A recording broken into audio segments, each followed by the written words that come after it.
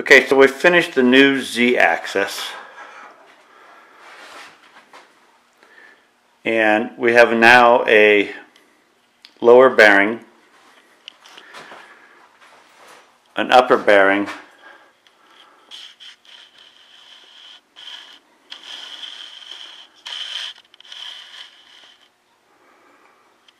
and a properly installed motor to shaft coupler and a thrust bearing. You can see the thrust bearing inside there. So we made the new housing. Actually, we made sections of housing, a new coupler, a whole new shaft in this case. And we've installed our lower bearing on this, which it didn't have before. So the last thing to do to finish the CNC router out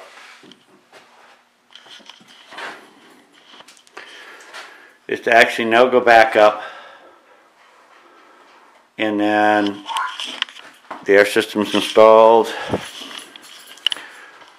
We need to finish hooking up the wiring for the control circuit and the power to the router and reinstall the router.